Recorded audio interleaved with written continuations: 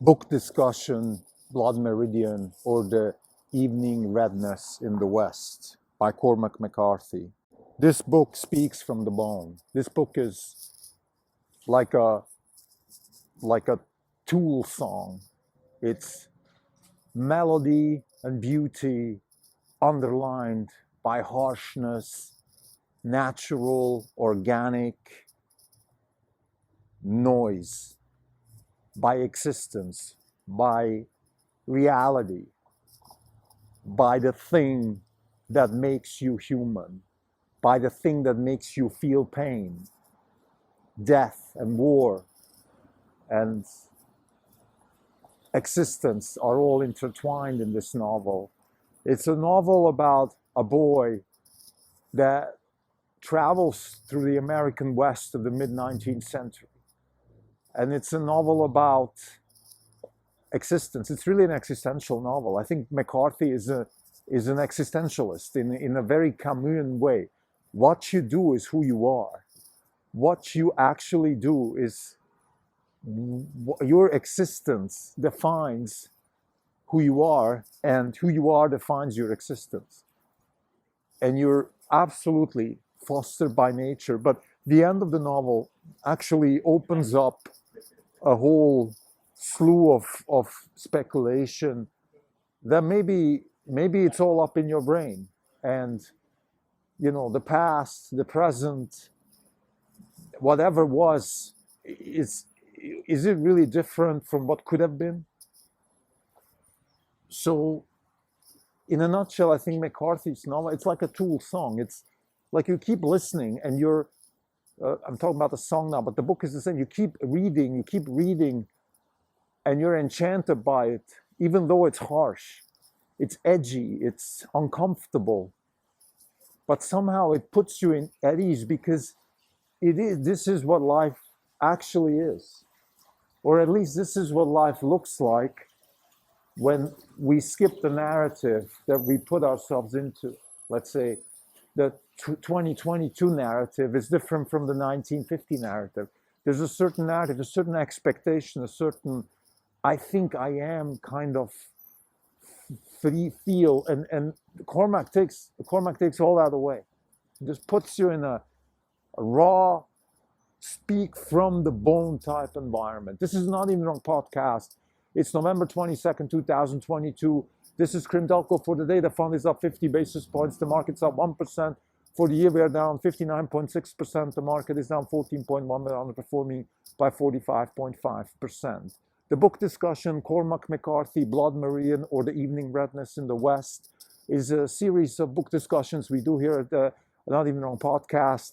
Just for new listeners, we do book discussions for two reasons. One is we believe that reading books is not just a pastime of hedge fund managers, but part of the job. It's mental bending, it's mental yoga, it's mental conditioning.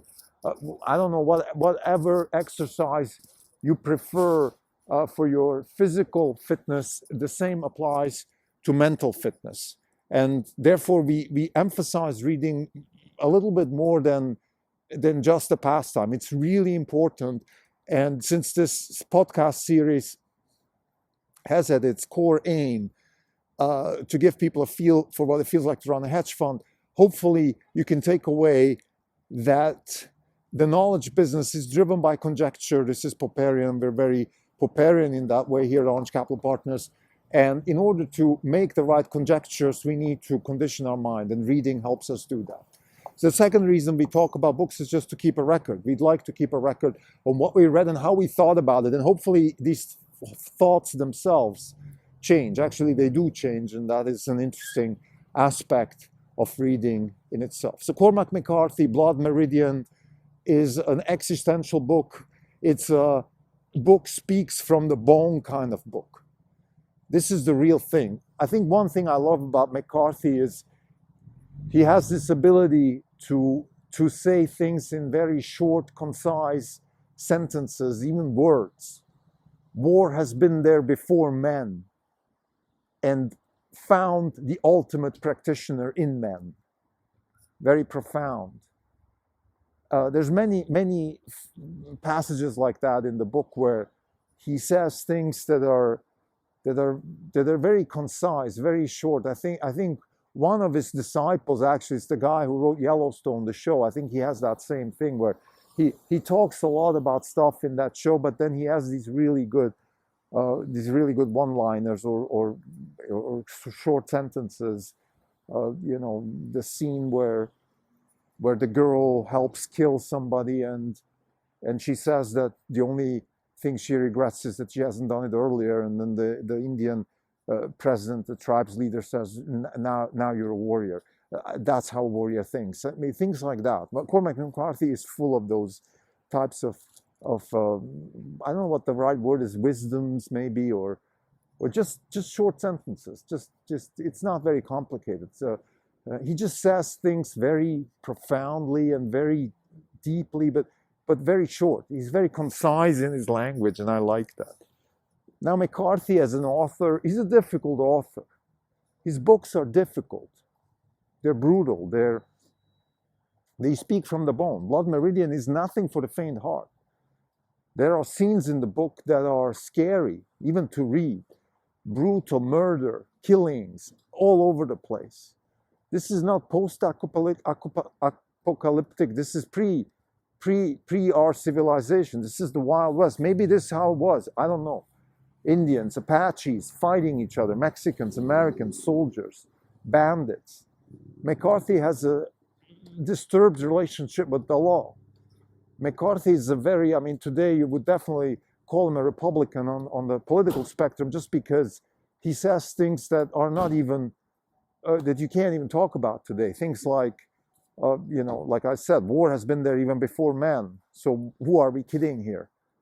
You need to fight to survive. You need to take what you want and prevent others from taking what they want. There's no collectivism here. There's no understanding of each other or of equity or the inclusion or none of that stuff. I think McCarthy is a very popular author today, the same way Guns N' Roses was popular in the 80s when they came up with lyrics and songs that were shocking to people. Because, the 80s were sort of a prelude to what we have today, where we are not allowed to say things and we're supposed to talk in certain, coded language just so we don't offend people, all that kind of stuff. So McCarthy is an I offend you in your face type of author.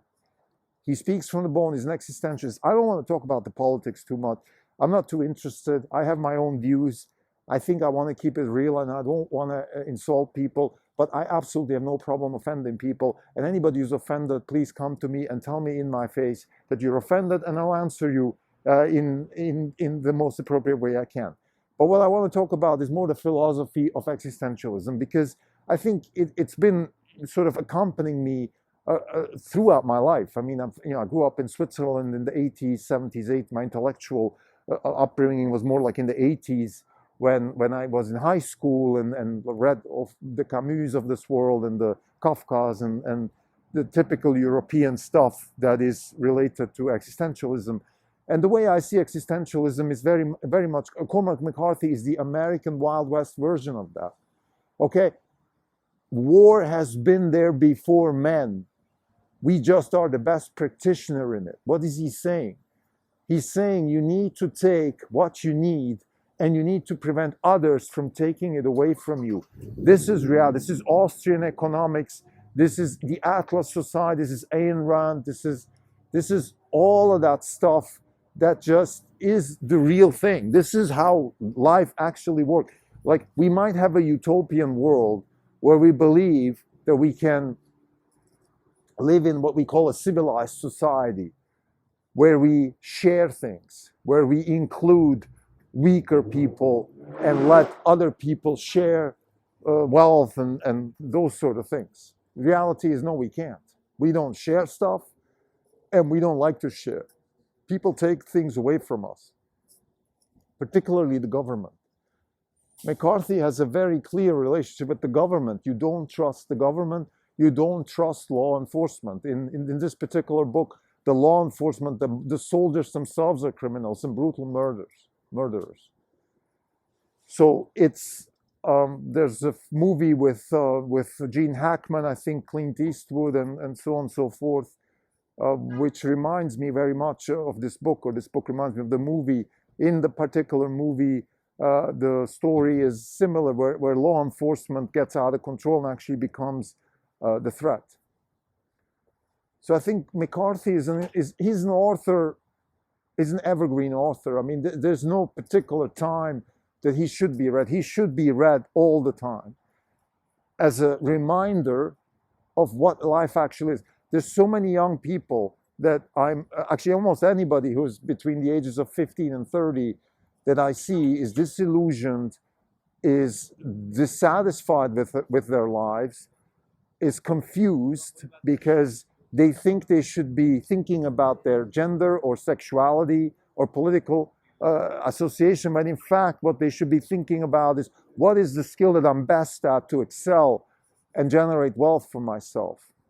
Somehow we've lost that in this society. Now, in the Blood Meridian society, we're even pre that. So this is the predecessor to a bunch of generations of Americans who built this country.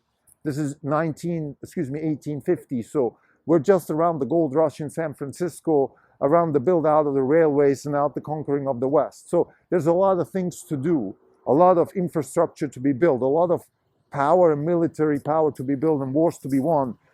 However, today we're kind of in that post-build society. Okay, where this is the pre-built society, which speaks from the bone, is raw, is no country for old men type of stuff. And now we're kind of in that post-society, post-built society. We're a taker society now. We're a welfare society instead of a merit society. So there's a lot of things going wrong with this country. And I think that's why Cormac McCarthy is an author that should be read. Again, it's not for the faint heart. I wish he used less brutal descriptions of scenes. I think you could come across to the reader with less brutal descriptions of scenes, but nevertheless, that's his choice, and whatever he wants to write, he should be writing. I still think he's a great writer. Again, he's like a Tool song. So whoever, if you want to listen to any Tool song, they're very similar. They're very harsh. The underlying tone, very harsh, sharp guitars, a very rhythmic bass. It's kind of like metal, and then very nice melodies over it. So the language, now back to McCarthy, it's very beautiful. It's a beautiful language, but the actual content of the language is very harsh. So it's a very interesting combination. It's a very tense relationship that I personally have with Cormac McCarthy. I read 3 books, Blood Meridian, The Road, and one of the Border trilogies. And I'm going to read more books, but he's the kind of author I can read every couple of years. It's a bit like it's like having a tumbler of whiskey. Like, I'm not a big drinker, so every now and then I like to have one, and that's how I feel about Cormac McCarthy.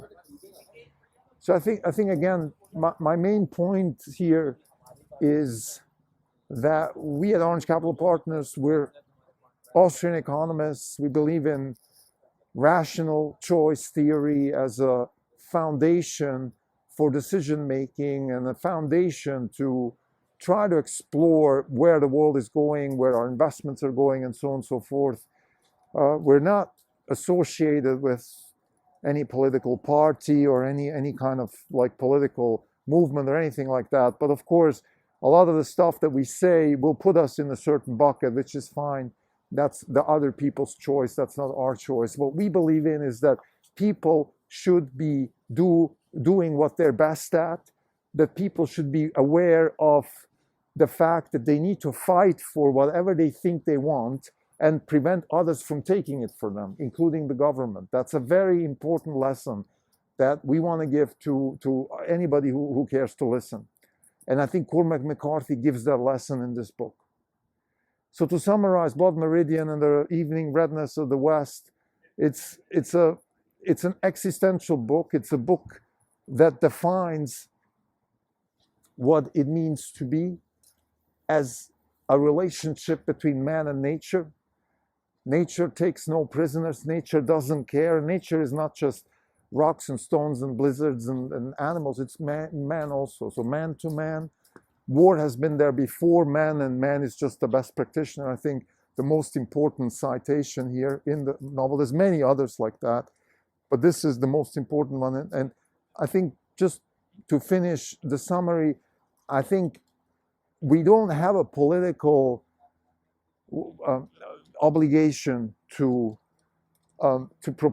propagate anything on the political spectrum. But as hedge fund managers, as allocators of capital, we have a little bit of power to give energy, which is capital, is energy, to people that believe in meritocracy, believe in the best to do what they're best at. And we hope that we can inspire people also through this podcast series to follow that path for their own careers and for their own lives, because that's what life is. Life, in the end, you don't want to be the judge in this novel, dancing naked amongst whores, fiddling around. You want to be more profound. You want to be the kind of person that can walk through the desert of the West, and now you can replace West with life or world or whatever you want, and who leaves tracks not just for the sake of the tracks, but who has a certain direction, a certain purpose. And that's what I'm missing here at McCarthy. McCarthy doesn't give you that, and I think we want that. We want to have that illusion. We're in that sense post-existentialists. You are exposed to nature, and your existence is what you do. But what you do is theory a lot. And so we're in that sense Deutschian. We combine existentialism with David Deutsch and Karl Popper. What you are, what you expose yourself to is theory laden, in a sense that it is part of your imagination, and you can give yourself purpose and therefore give more content to your existence. Thank you.